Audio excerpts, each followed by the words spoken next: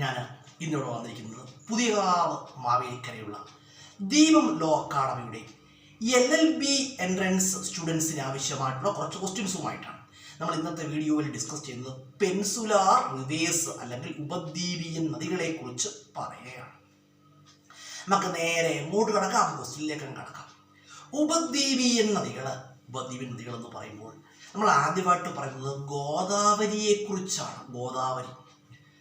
ഗോദാവരി എന്ന് പറയുമ്പോൾ ഗോദാവരി ഉത്ഭവിക്കുന്നത് എവിടെ നിന്നാണ്? ഗോദാവരിയുടെ ഉത്ഭവം ഇവിടെ ത്രയംബകം കുന്നുകളിൽ നിന്നുമാണ് ഗോദാവരി ഉത്ഭവിക്കുന്നത്. Godavari is originating from Tryambakam hills. Tryambakam കുന്നുകളിൽ നിന്നുമാണ് ഗോദാവരി ഉത്ഭവിക്കുന്നത്. അതുപോലെ തന്നെ പറയുകയാണെങ്കിൽ ഉപദ്വീപീയൻ നദികളിൽ വെച്ച് ഏറ്റവും നീളം കൂടിയ നദി ഏതാണ്? ഗോദാവരിയാണ്. Largest peninsular river of India. Answer Godavari. Largest peninsular river of India. Answer Godavari. അതുപോലെ വളരെ പ്രധാനപ്പെട്ട ക്വസ്റ്റ്യനാണ്. കിഴക്കോട്ടൊഴുകുന്ന ഏറ്റവും നീളം കൂടിയ ഉപദ്വീപി നദി ഏതാണ്? ഗോദാവരിയാണ്. Longest east flowing peninsular river of India. Answer എന്താണ്? ഗോദാവരിയാണ്. ഗോദാവരി ഒരു പേരിൽ അറിയപ്പെടുന്നുണ്ട്. ഗോദാവരി അറിയപ്പെടുന്നത് എന്താണ്?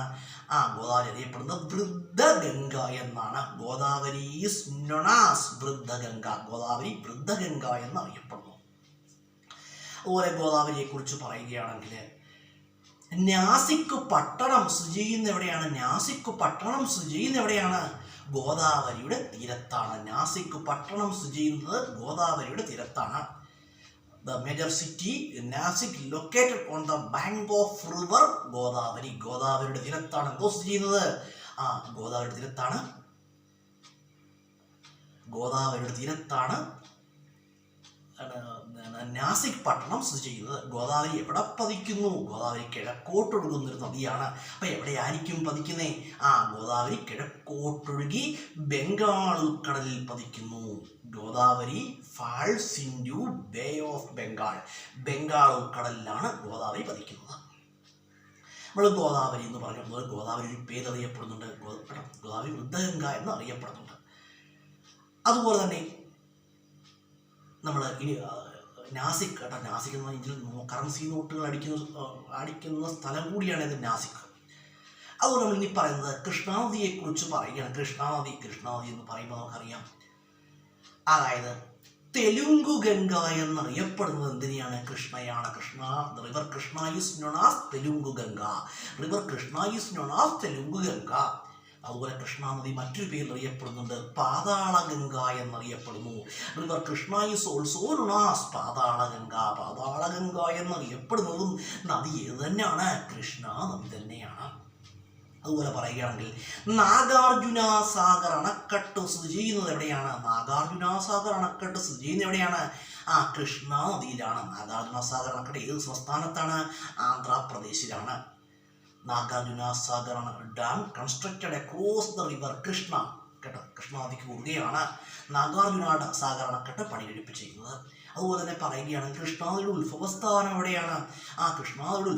എവിടെയാണെന്ന് ചോദിച്ചാൽ എവിടെയാണ്? മഹാബലേശ്വർ കുന്നിൽ നിന്നുമാണ് കൃഷ്ണാനദി ഉത്ഭവിക്കുന്നത്. River Krishna is originating from Mahabaleshwar hills. Mahabaleshwar കുന്നുകളിൽ നിന്നുമാണ് കൃഷ്ണാനദി ഉത്ഭവിക്കുന്നത്. അതുപോലെ പറയുകയാണെങ്കിൽ വിജയവാഡ നഗരം സ്ഥിതി ചെയ്യുന്ന എവിടെയാണ്? കൃഷ്ണാനദിയുടെ തീരത്താണ്. Major city Vijayawada located on the bank of river Krishna. Vijayawada സ്ഥിതി ചെയ്യുന്നത് കൃഷ്ണാതീരത്താണ്. അതുപോലെ കൃഷ്ണാനദി എന്താണ്? കിഴക്കോട്ടൊഴുകുന്ന നദിയാണ്. അപ്പം കൃഷ്ണ എവിടെയായിരിക്കും പതിക്കുന്നത്? കിഴക്കോട്ടൊഴുകുന്ന നദികൾ പതിക്കുന്ന എവിടെയാണ്? ബംഗാൾ ഉൾക്കടലിലാണ്. River Krishna falls into Bay of Bengal. അവിടെ പതിക്കുന്നത് ബംഗാൾ ഉൾക്കടലിൽ പതിക്കുന്നു. അതുപോലെ തുംഗഭദ്ര കൃഷ്ണയുടെ പോഷക നദിയാണ്. River Tungabhadra is the tributary of river Krishna. കൃഷ്ണയുടെ പോഷക നദിയാണ് തുംഗഭദ്ര. അതുപോലെ ഹംപി സ്ഥിതി ചെയ്യുന്നത് എവിടെയാണ്? തുംഗഭദ്ര തീരത്താണ്. Hampi located on the bank of river Tungabhadra. തുംഗഭദ്രയുടെ തീരത്താണ് ഹംപി സ്ഥിതി ചെയ്യുന്നത്. നമ്മൾ കൃഷ്ണ എന്ന് പറഞ്ഞു. ഇനി നമ്മൾ പറയുന്നത് കാവേരിയെ കുറിച്ച് പറയുകയാണ്. കാവേരി എന്ന് പറയുമ്പോൾ ഉത്ഭവസ്ഥാനയുടെ തലക്കാവേരി, കാവേരി ഉത്ഭവിക്കുന്ന തലക്കാവേരിയാണ്. കാവേരിയെ കുറിച്ച് പറയുകയാണെങ്കിൽ ശിവസമുദ്രം പദ്ധതി ഏത് നദിയിലാണെന്ന് ചോദിച്ചാൽ എവിടെയാണ്? ശിവസമുദ്രം പദ്ധതി കാവേരിയിലാണ്. Shivasamudram project river Kaveri. അതുപോലെ വളരെ പ്രധാനപ്പെട്ട ക്വസ്റ്റ്യനാണ്, കൃഷ്ണ രാജസാഗർ അണക്കെട്ട് സ്ഥിതി ചെയ്യുന്ന എവിടെയാണ്? കൃഷ്ണ രാജസാഗർ അണക്കെട്ട് സ്ഥിതി ചെയ്യുന്ന എവിടെയാണ്? കാവേരി നദിയിലാണ്. Krishna Rajasagar dam constructed across the river Kaveri. സംസ്ഥാനം ഏതാണ്? സംസ്ഥാനം എവിടെയാണ്? കർണാടകമാണ്. അതുപോലെ പറയുകയാണെങ്കിൽ വളരെ പ്രധാനപ്പെട്ട ക്വസ്റ്റ്യനാണ്, ദക്ഷിണ ഗംഗ എന്നറിയപ്പെടുന്നതിനെയാണ് Kaveri. River Kaveri is known as Dakshin Ganga. River Kaveri is known as Dakshin Ganga. Dakshin Ganga എന്നറിയപ്പെടുന്നതിനെയാണ് കാവേരിയാണ്. ആ ദക്ഷിൺ ഗംഗ എന്നറിയപ്പെടുന്നതിനെയാണ് കാവേരിയാണ്. അതുപോലെ കാവേരി എവിടെ പതിക്കുന്നു? കാവേരി എവിടെയാണ് പതിക്കുന്നേ? കാവേരി ചെന്ന് പതിക്കുന്ന എവിടെയാണ്? എവിടെയാണ്? എവിടെ പതിക്കുന്നു? ബംഗാൾ കടൽ. River Kaveri falls into bay of Bengal. അതുപോലെ വളരെ പ്രധാനപ്പെട്ട ക്വസ്റ്റ്യനാണ്, കാവേരിയുടെ പോഷക നദികൾ ഏതൊക്കെയാണ്? അതുപോലെ പാമ്പാർ.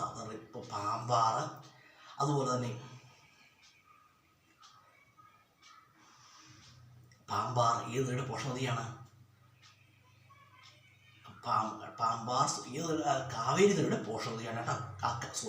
കബനി, ഫവാനി, പാമ്പാർ രണ്ടുപേര് ഞാൻ പെട്ടെന്ന് മറന്നുപോയി കേട്ടോ. അതുകൊണ്ടാണ് Kabani, Bhavani, Pambar these rivers are the tributary of river Kaveri കേട്ടോ. ഓർത്ത് വെച്ചോളൂ, കബനിയും ഫവാനിയും പാമ്പാറും കാവേരിയുടെ പോഷക നദികളാണ്.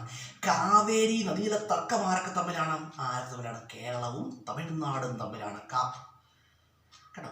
കേരളവും തമിഴ്നാടും തമ്മിലാണ്. കർണാടകവും തമിഴ്നാടും തമ്മിലാണ് കാവേരി നദീജല തർക്കം കേട്ടോ. കർണാടകവും തമിഴ്നാടും തമ്മിലാണ്. അതുപോലെ തന്നെ നമ്മൾ ഇനി പറയുന്നത് മഹാനദിയെക്കുറിച്ച് പറയുകയാണ്. മഹാനദിയെക്കുറിച്ച് ചോദിക്കാനുള്ളത് വളരെ പ്രധാനപ്പെട്ട ക്വസ്റ്റ്യനാണ്. ഏറ്റവും നീളം കൂടിയ അണക്കെട്ടായ ഹിരാക്കുഡ് സ്ഥിതി ചെയ്യുന്ന എവിടെയാണ്? ഒഡീഷയിലെ മഹാനദിയാണ്. അതുപോലെ തന്നെ പറയുകയാണെങ്കിൽ ഒഡീഷയുടെ തലസ്ഥാനം ഒഡീഷയിലെ കട്ടക്ക് സ്ഥിതി ചെയ്യുന്ന എവിടെയാണ്? മഹാനദിയുടെ തീരത്താണ്. ഒഡീഷയുടെ ദുഃഖം എന്നറിയപ്പെടുന്നതിനെയാണ് മഹാനദി കേട്ടോ. Sorrow of Odisha. Answer Mahanadi, river Mahanadi. അതുപോലെ തന്നെ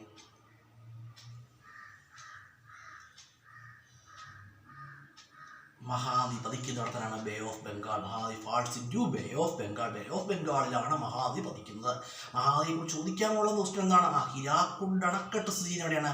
അത് dam Hirakud constructed across river മഹാനദിയിലാണ് ഹിരാക്കുഡ് അണക്കെട്ട്. ഇനി നമ്മൾ പറയുന്നത് അതുപോലെ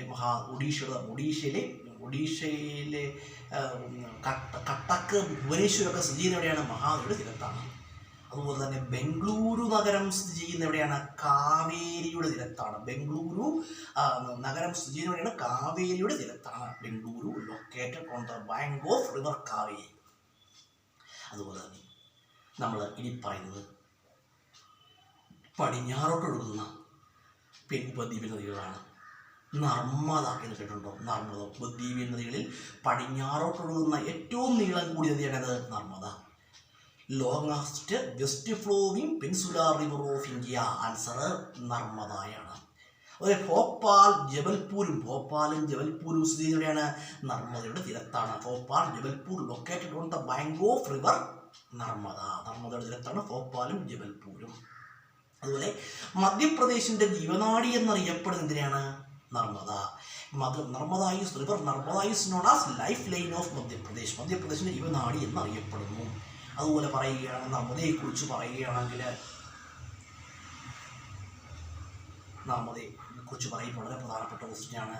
ഏഷ്യയിലെ ഏറ്റവും വലിയ അണക്കെട്ട്, ഇന്ത്യയിലെ ഏറ്റവും വലിയ അണക്കെട്ടായ സർദാർ സരോവർ അണക്കെട്ട് സ്ഥിതി ചെയ്യുന്ന എവിടെയാണ്? നർമ്മദ നദിയിലാണ്. Largest dam of Asia, largest dam of India. ഈ രണ്ട് ചോദ്യങ്ങൾക്കുള്ള ഉത്തരം എന്താണ്? സർദാർ സരോവർ അണക്കെട്ട്. സർദാർ സരോവർ നടക്കുന്നത് എവിടെയാണ്? നർമ്മദയിലാണ് കേട്ടോ. അതെവിടെയാണ്? നർമ്മദാ നദിയിലാണ്. നർമ്മദ റിവർ, നർമ്മദ.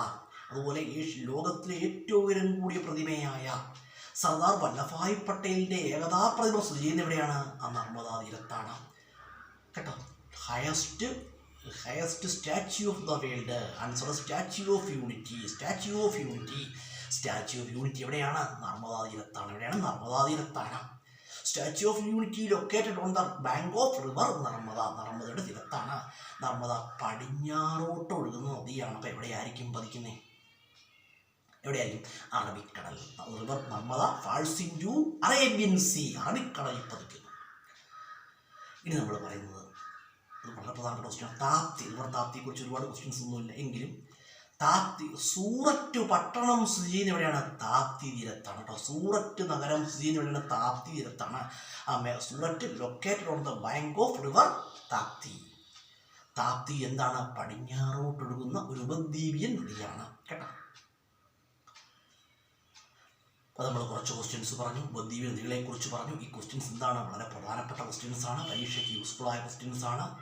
അപ്പോൾ നമ്മൾ എന്ത് ചെയ്യുക? ഇതൊക്കെ കാര്യങ്ങളൊക്കെ കേട്ട് പഠിക്കുക, മനസ്സിലാക്കുക കേട്ടോ. ജീവിതത്തെക്കുറിച്ച് പറയുക, നമ്മൾ ജീവിതത്തിൽ അറിഞ്ഞിരിക്കേണ്ട ഒരു കാര്യം പറഞ്ഞാൽ, ടിപ്സ് പറഞ്ഞാൽ, ജീവിതത്തിൽ നമ്മൾ എപ്പോഴും മനസ്സിലാക്കേണ്ട എന്താണ്? ജീവിതം എന്താണ്? ജീവിതം എപ്പോഴും മുന്നോട്ടുള്ളതാണ് കേട്ടോ. ജീവിതം മുന്നോട്ടാണ് കേട്ടോ. നമ്മൾ കഴിഞ്ഞു പോയ സംഭവങ്ങളെക്കുറിച്ച് നമ്മൾ എന്ത് ചെയ്യാൻ പാടില്ല? ഓർത്ത് വ്യാകുലപ്പെടാനായിട്ട് പാടുള്ളതല്ല. കഴിഞ്ഞു പോയ കാര്യങ്ങൾ കഴിഞ്ഞതാണ്. തൊട്ട് മുമ്പ് സംഭവിച്ചൊരു കാര്യമായാൽ പോലും നമ്മൾ എന്താണ്? മറക്കേണ്ടതാണെങ്കിൽ മറന്നു കളഞ്ഞേക്കണം കേട്ടോ. അതെപ്പോഴും നമ്മൾ ഈ മനസ്സിലാക്കണം. കഴിഞ്ഞു പോയ കാര്യങ്ങൾ എന്താണ്? കഴിഞ്ഞതാണ്. അതിനെക്കുറിച്ച് ഓർത്ത് നമ്മൾ വ്യാകുലപ്പെട്ടിട്ട് യാതൊരു കാര്യവുമില്ല. ഫാസ്റ്റ് ഈസ് ഫാസ്റ്റ് എന്നാണ്. നമുക്ക് ജീവിതത്തിൽ സഞ്ചരിക്കാനുള്ളത് എങ്ങോട്ടാണ്? മുന്നോട്ടാണ്. മുന്നോട്ട് സഞ്ചരിക്കുക കേട്ടോ. മുന്നോട്ട് സഞ്ചരിക്കുക. നല്ല ചിന്താഗതികൾ, നല്ല കാഴ്ചപ്പാട് നമുക്ക് എപ്പോഴും ഉണ്ടായിരിക്കണം കേട്ടോ. നല്ല ചിന്താഗതികൾ നമ്മുടെ വളർച്ചയെ എന്ത് ചെയ്യുന്നു? വളർച്ചയെ സ്വാധീനിക്കുന്നു എന്നാണ്. നമ്മുടെ ജീവിതത്തെ ഒരുപാട് ഹൈറ്റ്സിലേക്ക് കൊണ്ടുപോകുന്ന എന്താണ്? നമ്മളിലെ നല്ല ചിന്താഗതികളാണ് കേട്ടോ. നല്ല ചിന്താഗതികൾ നമ്മളെപ്പോഴും വെച്ച് പുലർത്തുക. നമ്മളെപ്പോഴും മറ്റൊരാളെക്കുറിച്ച് അതെപ്പോഴും നമ്മൾ ഓർത്ത് വെച്ചോണം, മനസ്സിൽ വെച്ചോണം. മറ്റൊരാളെക്കുറിച്ച് വേണ്ടാത്ത കാര്യങ്ങൾ എന്ത് ചെയ്യാൻ പാടില്ല? ചിന്തിച്ചു കൂട്ടാൻ പാടില്ല. അതെന്ത് ചെയ്യും? മനുഷ്യൻ്റെ സമാധാനത്തെ തകർത്ത് കളയുന്ന ഒന്നാണ്. നല്ലത് ചിന്തിക്കുക, പോസിറ്റീവായിട്ട് ചിന്തിക്കുക. പോസിറ്റീവായിട്ട് മാത്രമേ ചിന്തിക്കാൻ പാടുള്ളൂ. നെഗറ്റീവായിട്ട് ചിന്തിച്ചാൽ എന്ത് ചെയ്യും? ഏത് കാര്യങ്ങളും നമ്മൾ നെഗറ്റീവ് അപ്രോച്ചോടെ അതിനെ സമീപിച്ചു കഴിഞ്ഞാൽ നമുക്ക് എന്ത് ചെയ്യും? അതിൽ നിന്ന് ലഭിക്കുന്ന റിസൾട്ട് എന്തായിരിക്കും? നെഗറ്റീവായിരിക്കും. പോസിറ്റീവായിട്ട് ഏത് കാര്യത്തെയും പോസിറ്റീവായിട്ട് സമീപിക്കുക കേട്ടോ. നല്ല ആഗ്രഹങ്ങൾ ജീവിതത്തിൽ വെച്ച് പുലർത്തുക. നല്ല ആഗ്രഹങ്ങൾ വെച്ച് പുലർത്തിയാൽ മാത്രം പോരാ, നല്ല ആഗ്രഹങ്ങൾ നേടിയെടുക്കുവാനായിട്ട് നമ്മൾ എന്ത് ചെയ്യുക? നല്ല രീതിയിൽ പരിശ്രമിക്കുക, ഹാർഡ് വർക്ക് ചെയ്യുക കേട്ടോ. ഹാർഡ് വർക്ക് എന്ന് പറയുമ്പോൾ ഞാൻ പറഞ്ഞു നമുക്ക് കഴിയുന്ന രീതിയിൽ ഹാർഡ് വർക്ക് ചെയ്താണ് കേട്ടോ. അല്ലാതെ ഞാൻ ഹാർഡ് വർക്ക് എന്ന് പറഞ്ഞു അപ്പോൾ നമ്മളാൽ കഴിയാത്ത വർക്കുകൾ ചെയ്ത് രോഗിയാകണം എന്ന് ഞാൻ പറയില്ല. നമ്മൾ കഴിയുന്ന പോലൊക്കെ വർക്കുകൾ ചെയ്യുക കേട്ടോ. ഈ ഒരു വ്യക്തി പഠിക്കുന്ന കുട്ടികളാണെങ്കിൽ ഞാൻ ഒരു 10 മണിക്കൂർ പഠിക്കാമെന്ന് ഞാൻ ആരോടും പറയത്തില്ല, ഒരു സ്റ്റുഡൻസിനോടും പറയില്ല. ഒരു 2 മണിക്കൂറെങ്കിലും എന്ത് ചെയ്യുക? അറ്റ്ലീസ്റ്റ് പഠിക്കുക. 2 മണിക്കൂർ കേട്ടോ, ഏറ്റവും കുറഞ്ഞത് കേട്ടോ. പിന്നെ പഠിക്കുന്നത് അവരുടെ മനോഗതി പോലെയാണ്, മനോഗതം പോലെയാണ്. മിനിമം ഒരു 2 മണിക്കൂറെങ്കിലും പഠിക്കുക കേട്ടോ. ജീവിതം എന്ന് പറഞ്ഞാൽ എന്താണ്? ജീവിതം എന്ന് പറഞ്ഞാൽ കഴിഞ്ഞുപോയ കാര്യങ്ങൾ നമുക്ക് തിരിച്ചു ലഭിക്കില്ല. നഷ്ടപ്പെട്ടു പോയ അവസരങ്ങൾ തിരിച്ചു ലഭിക്കില്ല. അതുകൊണ്ട് ലഭിക്കുന്ന അവസരങ്ങൾ, നല്ല അവസരങ്ങൾ പരമാവധി പ്രയോജനപ്പെടുത്തുക. നഷ്ടപ്പെട്ടു പോയ സമയം നമുക്ക് എന്താണ്? വിലമതിക്കാനാകാത്തതാണ് കേട്ടോ. സമയം കഴിഞ്ഞ് ഓരോ കാര്യങ്ങൾക്ക് ഓരോ സമയം കഴിഞ്ഞു പോയാൽ പിന്നെന്താകും? വളരെ പ്രയാസമാണ്. അതുകൊണ്ട് ജീവിതത്തിൽ സമയം എന്താണ്? വളരെ വിലമതിക്കാനാകാത്തതാണ്. നമ്മളെപ്പോഴും എന്ത് ചെയ്യുക? ഏത് കാര്യത്തെയും പോസിറ്റീവായിട്ട് സമീപിക്കുക, പോസിറ്റീവ് അപ്രോച്ചോടെ സമീപിക്കുക, നല്ലത് ചിന്തിക്കുക, നല്ലത് പ്രവർത്തിക്കുക കേട്ടോ. നല്ല ചിന്താഗതികൾ നമുക്ക് എന്ത് നൽകുന്നു? ഞാൻ എപ്പോഴും നല്ല ചിന്താഗതികൾ നമുക്ക് എന്ത് നൽകുന്നു? ഒരു പോസിറ്റീവ് എനർജി നൽകുന്നു എന്നാണ്.